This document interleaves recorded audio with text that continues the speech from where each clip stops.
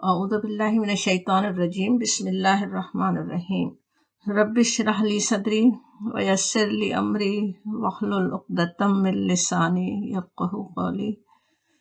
سورہ قصص کی آیت 57 تک ہم نے مطالعہ کر لیا تھا، جس میں کفار کے ایمان نہ لانے کی ایک بڑی وجہ کا ذکر کر کے اس کا جواب دیا گیا تھا۔ وہی بات اب آگے بھی سمجھائی جا رہی ہے۔ ایمان نہ لانے والوں کو کس کس طرح قائل کیا جاتا، دیکھیے آیت نمبر 58۔ بسم اللہ الرحمن الرحیم۔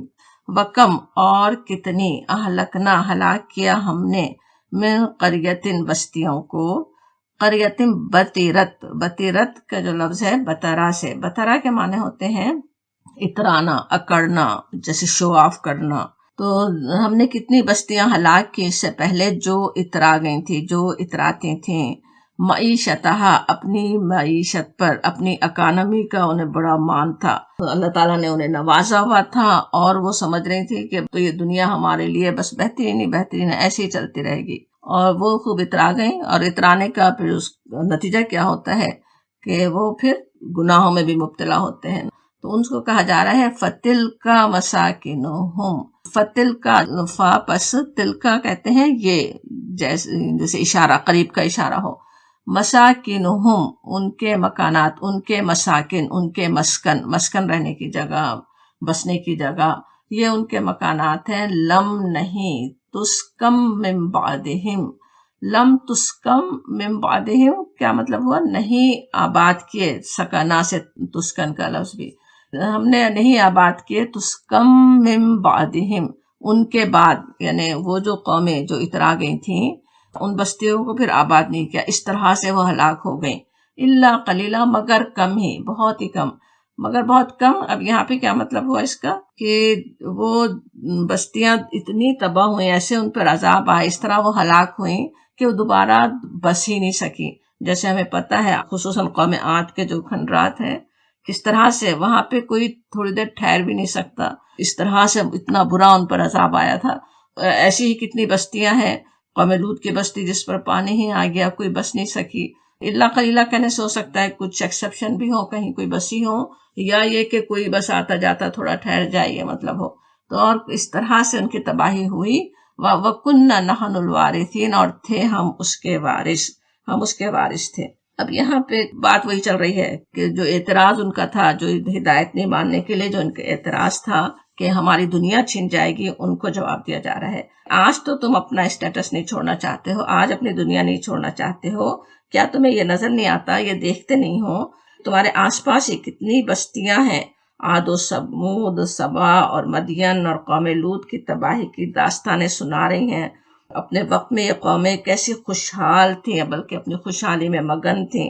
اللہ کے رسول کی دعوت کو انہوں نے ٹھکرا دیا، مگر انجام کیا ہوا کہ دنیا بھی ہاتھ سے گئی اور آخرت کے عذاب کی بھی مستحق ٹھہرے۔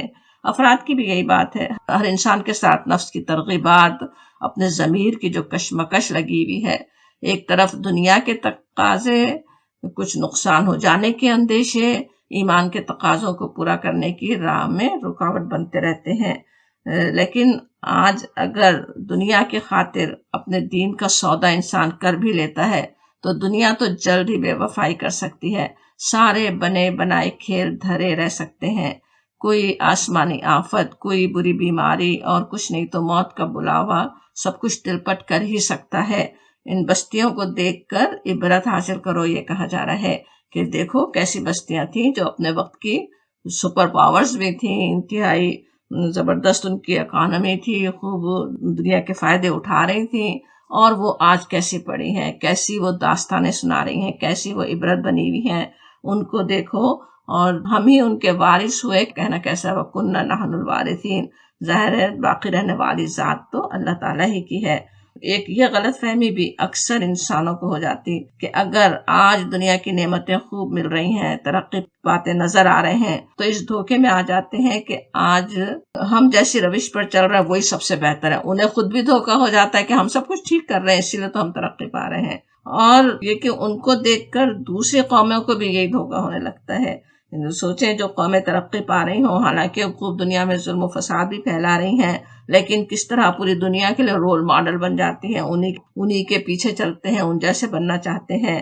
تو یہاں پہ انسانوں کی یہ ساری غلط فہمیاں دور کی گئیں. اگلی آیت میں خاص طور پہ کہا جاتا وما کان ربک، اور نہیں تھا تیرا رب مہلک القری، ہلاک کرنے والا بستی کو، القری جیسے خاص بستی کی بات ہو رہی ہے، حتیٰ یہاں تک کہ یبعث فی امہا، یہاں تک کہ اٹھا دے بھیج دے امہا، امہا وہی اس کی ماں، امہا اس کے معنی ہوئے، لیکن ہاں کا اشارہ یہاں پہ القری کی طرف، کہ اس ام القری کی طرف. ام القری یعنی دارالحکومت، بستیوں کا مرکز. کے معنی ابھی جیسے ہم نے سمجھے ہر اس چیز کو کہتے ہیں جو کسی دوسری چیز کو وجود میں لانے کا باعث ہو یا اس کی اصلاح و تربیت کا سبب بنے. تو ام القری جو کہ بستیوں کا مرکز ہے، اس میں جب تک ہم اللہ کے رسول نہ بھیج دیں اس وقت تک ہم ہلاک نہیں کرتے. کہا جا رہا ہے فی امہا رسول یتلو علیہم آیاتنا، رسول بھیج دیں جو ہماری آیات ان پر پڑھے، ان کی تلاوت کرے. رسول کا سب جو مین کام ہوتا ہے، جہاں بھی ذکر آتا ہے اس سورہ بقرہ میں کئی جگہ ہم دیکھتے ہیں ان پہ رسول بھیجے گئے، انہی میں سے بھیجے گئے. رسولا منکم، ہم نے تم میں سے رسول بھیجا. وہاں پہ کہا جاتا احسان اللہ تعالیٰ یاد دلاتے ہیں جو تم پر آیات تلاوت کرتا ہے. اللہ کی آیات کے انسان کو ضرورت ہے سب سے بڑی، کہ اللہ کی آیات سنے، تو اللہ کے رسول انہیں تلاوت کر کے انہیں سنائیں، سمجھائیں، انہیں بتائیں. تو جب تک وہ نہ بھیج دیں، جب تک ہم نے ان کی ہدایت کا انتظام نہ کر دیں، اللہ کے رسول ان میں مبعوث نہ کر دیں، ہم ہلاک نہیں کرتے. کہا جا رہا ہے پچھلی آیت میں ہلاکت کا تھا کہ دیکھو یہ بستیاں کیسی ہیں جو ہلاک ہوئی ہوئی ہیں، اور اب یہاں پہ کہا جاتا ہے کہ وہ ہم ہلاک نہیں کرتے. وما كنا مهلك القرى، جب تک کہ ہم ہلاک نہیں کرنے والے، الا مگر، واہلها ظالمون، جب تک کہ وہ ظالم نہ ہو جائے. جب وہ ظالم ہو جائے، جب وہ ظلم کرنے لگے تبھی وہ ہلاک کی جاتی ہیں. بستیوں پہ جبھی آفت آتی ہے جب وہ خود ظالم بن جائے، خود ظلم کرنے لگ جائے. کہا جاتا یہاں پہ ویسے تو اللہ کی جیسے سنت بتائی گئی تاکہ قریش اپنے لیے سوچیں کہ ایک مرحلہ تو ہو چکا، اللہ کے رسول بستیوں کے مرکز مکے میں آ چکے، اور اگلا مرحلہ عذاب کا بھی آ سکتا ہے اگر ظلم پر ہی اصرار کرتے رہے.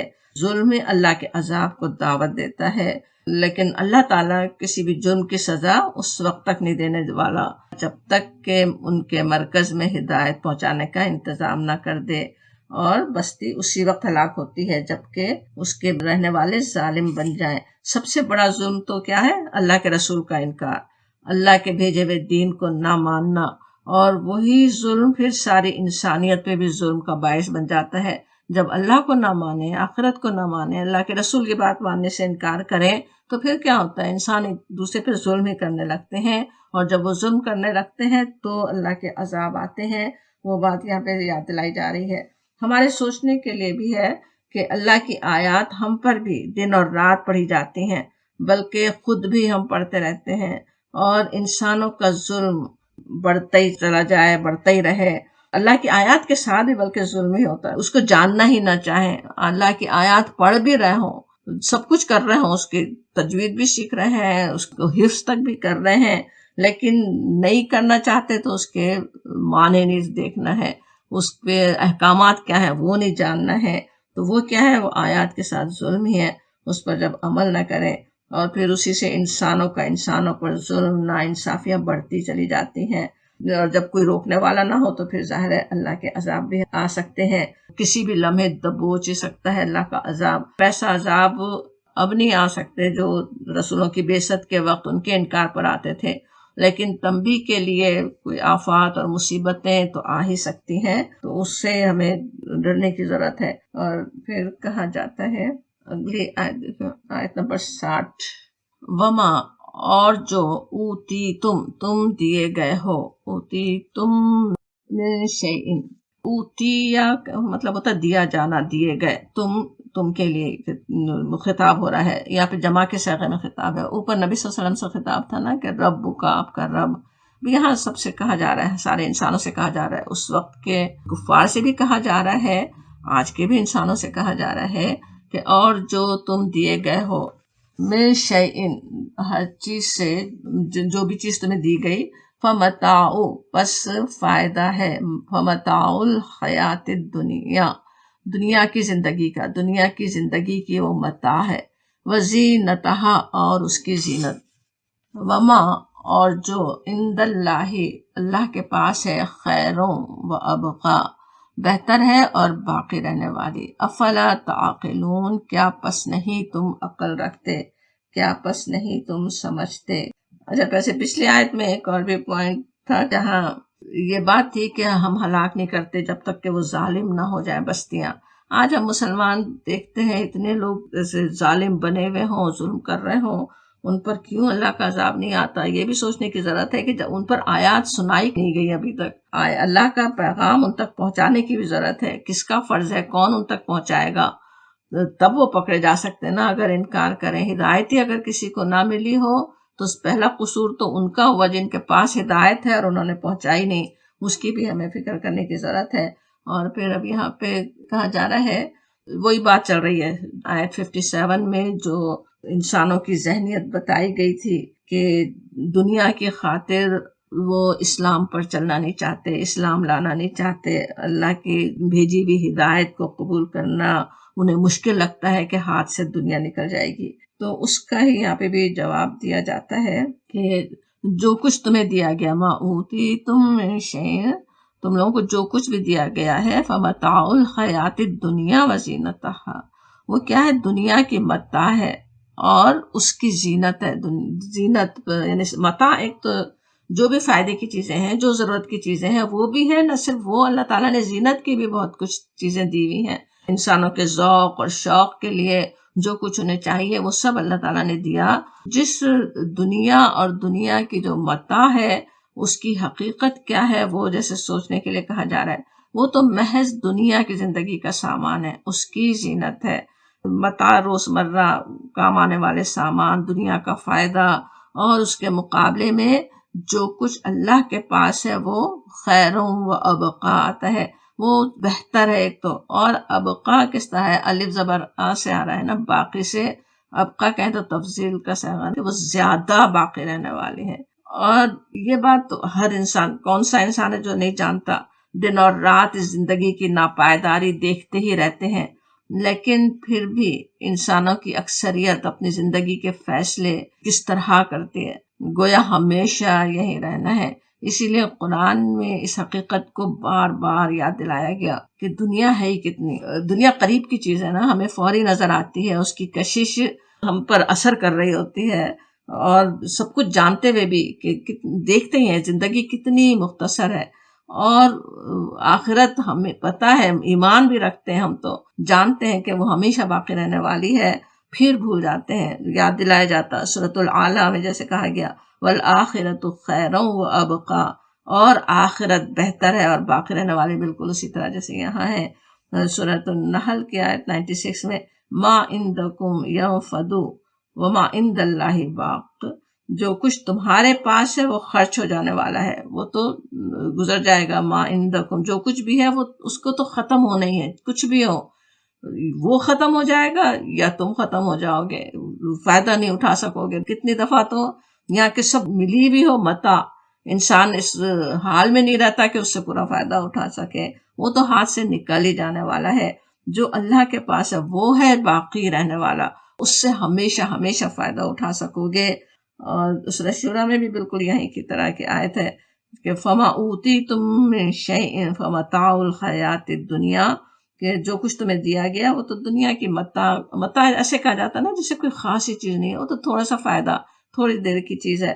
وما عند اللہ خیر وابقى للذین آمنوا وعلی ربهم یتوکلون، سورۃ شورى کی آیت 36 میں، تو وہاں پہ ہے کہ وہ کس کے لیے ہے، وہ آخرت کے، وہ خیر و ابقا جو اللہ پر توکل، ایک تو ایمان سب سے پہلے، پھر جو اللہ پہ توکل کرتے ہیں وہ ان کے لیے ہے۔ ابھی عقل سے سوچنے، دنیا اور آخرت کا موازنہ کرنے کی ضرورت ہے۔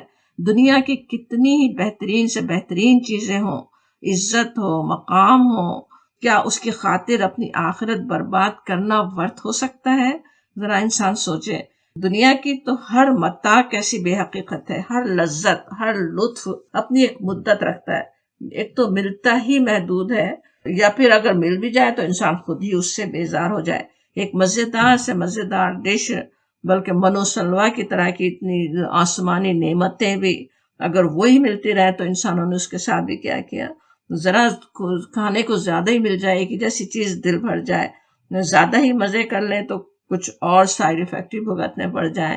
سبھی کیا ہے وہ انہیں ہاتھ سے نکلنے والے، وہ تو فائدہ پورا ہونے والا ہی نہیں ہے. اس کے مقابلے میں وما عند اللہ خیر و ابقا، آخرت کا ابقا ہونا ایک تو یہ کہ وہ کبھی ختم نہیں ہونے والی، آخرت ہی وہ زندگی کبھی ختم نہیں ہونے والی. اور پھر یہ کہ دنیا کا سوچیں تو اس کے مقابلے میں وہ تو ہے ہی کیسی مختصر، بلکہ کہنا چاہیے انتہائی مختصر سی امتحان گاہ ہے، صرف تھوڑی سی دیر کے لیے یہاں امتحان دینے کے لیے. اصل زندگی تو آگے ہے، اصل زندگی تو وہ ہے اور بہتر بھی ہے. سارے مزے آج جو جس چیز کے جن مزوں کے لیے ہم بڑھ رہے ہیں وہ مزے ہی سوچے وہاں کے کیسے مزے ہو سکتے ہیں. خود یہیں کہ اللہ تعالیٰ نے اسی لیے کتنے مختلف رکھے ہوئے، ایک ہی پھل ہو اس کے کیا مزے ہیں. یہاں کے آم کھا لیں، وہ پاکستان کے آم کھائیں، پاکستان کے آموں میں سے بھی جو شاندار والے آم کھائیے، کتنا فرق ہے. اور یہاں اتنا فرق ہے تو پھر آخرت میں کیسا فرق ہو سکتا ہے، وہ کیسے مزے ہو سکتے ہیں، وہ کیسے خیر ہو سکتی ہے، وہ کتنی بہترین چیز ہو سکتی ہے. یہاں جو کچھ بھی ملے کہیں انفیئر ہونے کا ڈر ہے، کہیں ظلم سے انسان لے رہا ہے، کہیں دوسروں کے ساتھ زیادتی کر کے اپنا بنا رہا ہے اکانومی، اس کی وجہ سے مل رہی ہے. آج ہم اس ملک میں بیٹھ کے خوب الحمدللہ اللہ کی نعمتوں سے فائدے اٹھا رہے ہوں، مگر یہ سب ہمیں فائدے جو مل رہے ہیں اور کتنے لوگوں کو پتہ نہیں کتنی مشکلوں میں ڈال کر ہمیں حاصل ہو رہے ہیں. لیکن وہ کیسے وہ خیر ہی نہیں ہے جیسے سمجھے. اصل خیر تو وہ ہے جو وہاں اللہ تعالیٰ کہے کہ یہ تو تمہارے اپنے اعمال کے صلے میں تم نے کمایا تھا، جو چاہے اب لو، جو دل چاہے وہ حاصل کر لو، جو سبھی کچھ موجود ہو. تو وہ ہے ابقا، وہ ہے کبھی نہ ختم ہونے والا. یہاں کے مزے، یہاں کی بھلائیاں، یہاں کی ہماری مرغوب ترین چیزیں وہاں کے مزوں کے مقابلے میں حقیقت کیا رکھتی ہیں. یہاں تو انسان اور بہتر سے بہتر کی تلاش میں سرگردہ ہی رہتا ہے. کچھ بھی مل جائے، کتنے ہی شاندار مینشن بنا لے، کچھ بھی کر لے، بہترین سے بہترین چیزیں حاصل ہو جائیں، لیکن اس سے بہتر بھی ہو سکتی ہے اور بہتر ہی کی تلاش انسان کرتا ہے. بلکہ جب مل جاتی ہے کوئی چیز، نہیں ملنے تک تو پھر اہمیت رہتی ہے، اس کی خواہش ہوتی ہے، اس کی تمنا ہوتی ہے. اور جب وہ مل جائے تو کیا ہوتا ہے، اس کی کوئی اہمیت ہی باقی نہیں رہتی. وہ چیز بس عام ہو جاتی کہ ہے، گھر میں پڑی ہوئی ہے اور کچھ اس کا خاص مزہ ہی باقی نہیں رہتا نا. بلکہ ایسا وقت بھی آتا ہے، سوچیں جو آج نرسنگ ہوم میں پڑا ہوا ہو، اس کی ڈگریاں، دنیا کے سارے عہدے، وہ شاندار مینشن جو اس نے بنایا تھا، وہ بھلا کیا اس کے لیے قیمت، کیا ویلیو اس کی رہ گئی. جس کے لیے کتنا مر رہا تھا اس ڈگری کو حاصل کرنے کے لیے، وہ ڈگری کا کچھ بھی ایک کاغذ کا ایک ٹکڑا ہے کہ بس اس کی اہمیت رہ گئی اور کچھ بھی اس کے لیے نہیں رہی. اس کے مقابلے میں پھر وہ آخرت کا سوچیں، وہ کیسی جگہ ہے، وہ کس طرح سے ملنے والی ہے. اس کا سوچیں آخرت کا حال. جیسے سورہ کہف کے آخری رکوع میں آتا ہے، ان الذین آمنوا وعملوا الصالحات کانت لہم جنات الفردوس نزلا. جو لوگ ایمان لائے، جنہوں نے عمل صالح کیے، ان کے لیے جنات الفردوس ہے، نزلا ان کی میزبانی کے لیے، ہمیشہ اس میں رہیں گے. اور سب سے بڑی چیز جو وہاں پہ آتی ہے، کس طرح لا یبغون حولا، وہاں سے نکل کے جانا نہیں چاہیں گے، وہ ان کا دل ہی نہیں چاہے گا. اسی سے سمجھ میں آ جاتا ہے کہ وہ کیسی جگہ ہے وہ جنت الفردوس. انسان کی فطرت سوچیں، ابھی جیسے ہم سمجھ رہے تھے کتنی بہتر چیز مل جائے اس سے بہتر پہ نظر اس کی رہتی ہے، تھوڑی دیر میں اس کا دل بھر جاتا ہے. لیکن جہاں سے وہ کبھی نکلنا ہی نہ چاہے تو پھر اندازہ ہو سکتا ہے کہ وہ جو خیرن یہاں کہا جا رہا ہے وہ کیسی بھلائی، کیسی بہتری ہے وہاں کی چیزوں میں. افلا تعقلون، آج سوال کے لیے پس لا نہیں، سوال اور پھر نہیں کے ساتھ، اور پھر تعقلون، تم عقل نہیں رکھتے. کس طرح جیسے چونکایا جا رہا ہو، عقل سے کام لینے کے لیے کہا جا رہا ہے.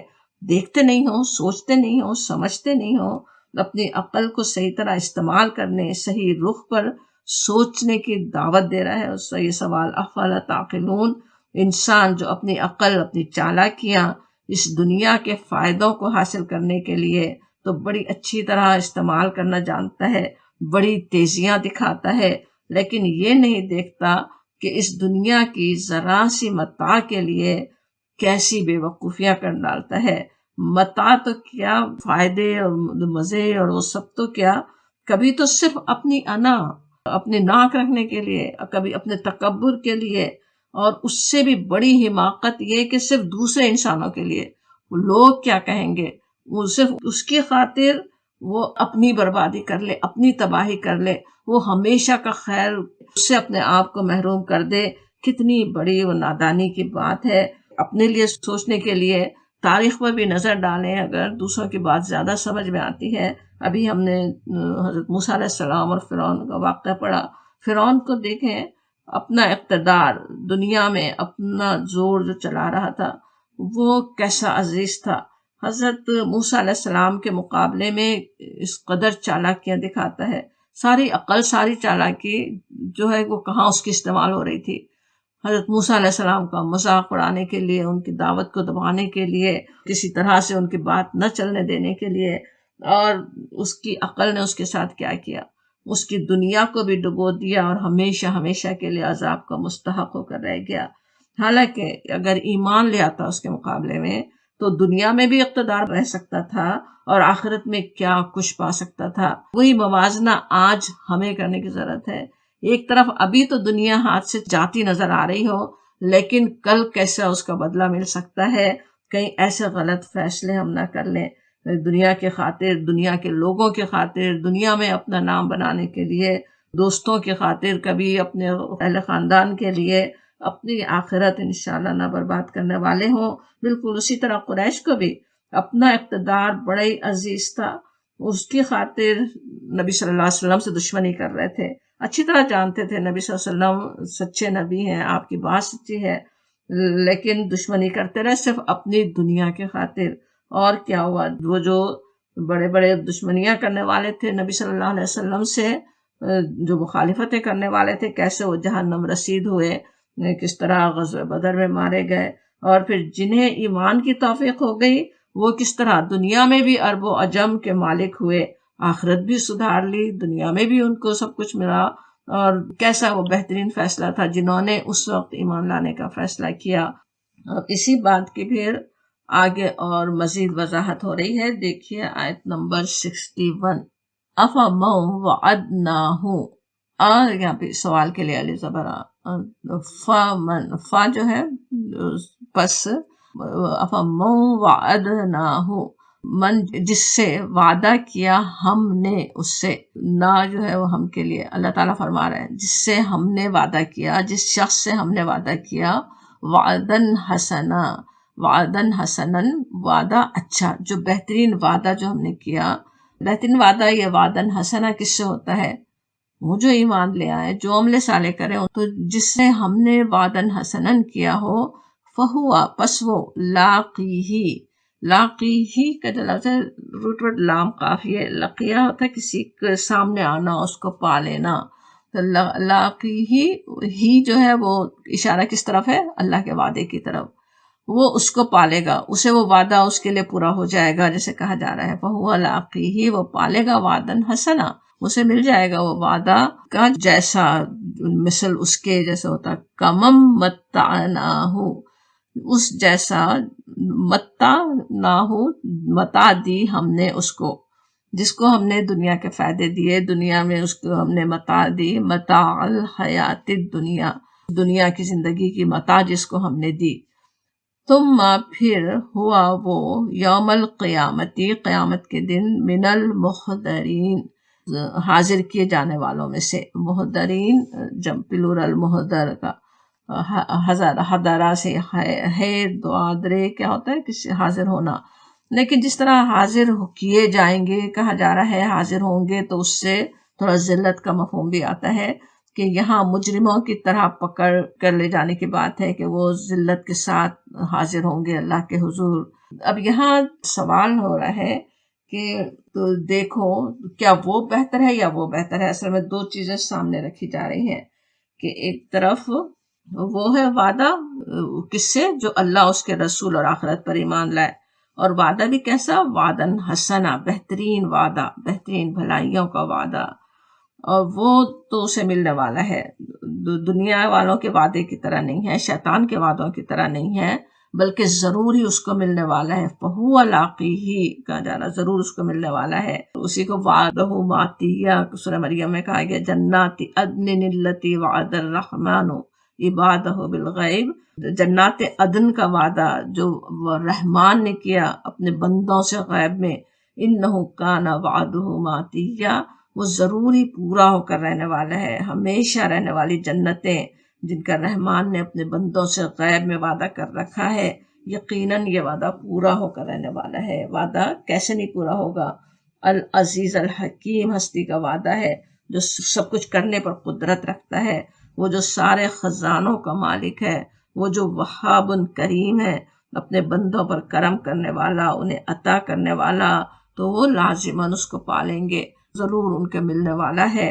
تو ایک طرف وہ ہے جنہیں یہ وعدے ان کے لیے پورے ہونے والے ہیں، اور دوسری طرف وہ لوگ جن کو ہم نے دنیا کی متاع دی، دنیا کے فائدے دیے، ان کا کیا ہے؟ وہ قیامت کے دن اللہ کے حضور حاضر ہوں گے۔ یہ اس کے لیے بھی جیسے سورہ مریم کی آیت میں نقشہ کھینچا گیا کہ وہ جو محضرین کس طرح سے محضر ہوں گے، وہاں کس طرح حاضر ہوں گے۔ فَوَرَبِّكَ، وہاں پہ کہا جاتا قسم کھا کے، نبی صلی اللہ علیہ وسلم کو مخاطب کر کے، آپ کے رب کی قسم، لَنُحْشُرَنَّهُمْ، لَنُحْشُرَنَّهُمْ میں کس طرح ڈبل ایمفیسس ہے، لام زبر بھی اور ہم کا بھی تاکید، ہم کریں گے، اور نحشرن جب کہیں تو وہ بھی تاکید کا صیغہ ہوتا کہ ہم ضرور ان کا حشر کریں گے۔ ہم وہاں پہ وہی مجرمین کی طرف اشارہ ہے، والشیاطین، اور شیاطین کو، ثم لنحضرنہم، پھر ان کو، وہ اس میں بھی اسی طرح کئی تاکیدیں آ رہی ہیں، لام زبر کی بھی، ہم کی بھی، اور نحضرن کی بھی، کہ ہم ضرور ان کو حاضر کریں گے، حول جہنم جثیہ، جہنم کے گرد، جثیہ کہیں تو جیسے وہ گھٹنوں کے بل گرے ہوئے ہوں، اس طرح سے وہ حاضر ہوں گے۔ تو وہ نقشہ وہاں پہ کھینچا گیا، تو یہاں پہ بھی سمجھ میں آتا ہے صرف اسی طرح کے حاضر ہونے کی بات ہو رہی ہے کہ اس طرح وہ اللہ کے حضور اس طرح حاضر کیے جائیں گے۔ تو اب خود انسان سوچ لے کیا بہتر ہے، خود موازنہ انسان کر لے، مقابلہ کر کے دیکھ لے کیا بہتر ہے۔ آخرت حاصل کرنے کے لیے دنیا کا نقصان اٹھانے کے لیے تیار رہنا، یا دنیا کی خاطر آخرت کو برباد کر دینا۔ اور یہ حقیقت بھی ہم سمجھتے آ رہے ہیں کہ دنیا کا ہاتھ سے نکلنا ضروری بھی نہیں ہوتا، کہ آخرت کے لیے، اپنے اللہ کی رضا کے لیے، اپنے دین پر چلنے کے لیے، اسلام ہی لانے کے لیے جو دنیا کی پرواہ نہ کرے، ایسا نہیں ہے کہ دنیا لازماً اس سے چھن جائے۔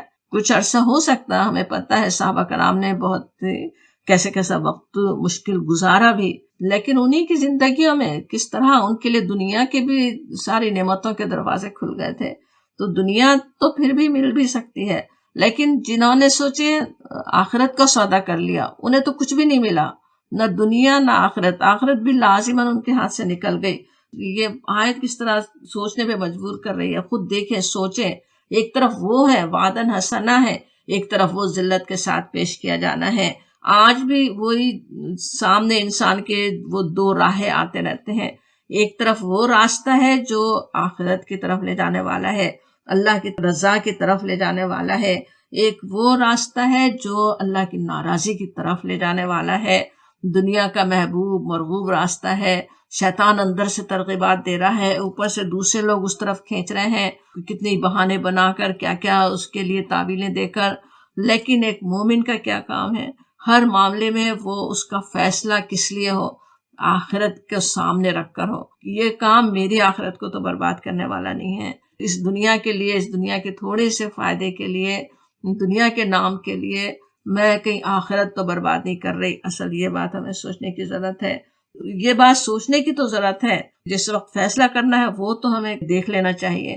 دنیا کو کوئی ہماری نظروں میں کوئی بہت، جس طرح یہاں قرآن میں کہا جاتا ہے، ایک متاع ہے، تھوڑی سی دیر کی متاع ہے، لہو و لعب ہے، صرف وہ کھیل کود ہے، صرف اصل چیز تو وہ ہے۔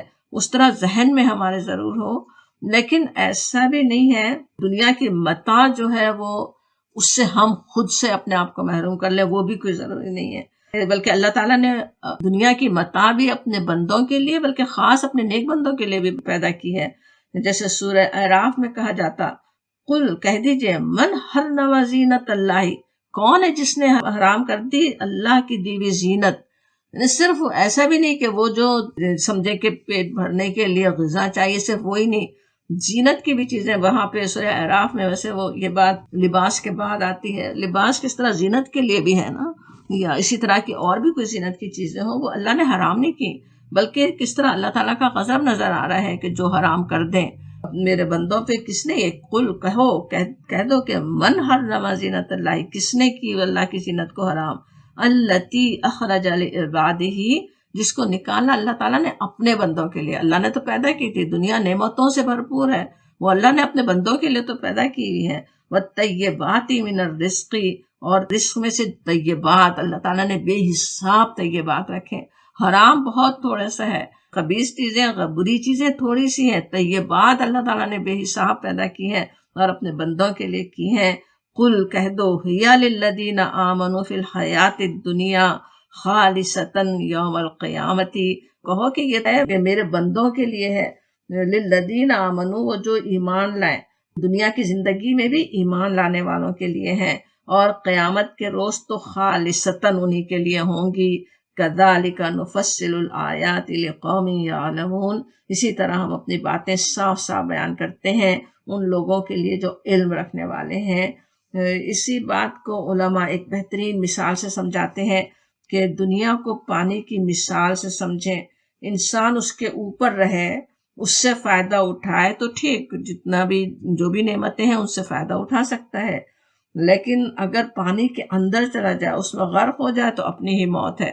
بالکل اسی طرح دنیا میں غرق نہیں ہو جائے، دنیائی زندگی کا گول نہیں بن جائے، اس دنیا کے خاطر آخرت کو برباد نہیں کر دے.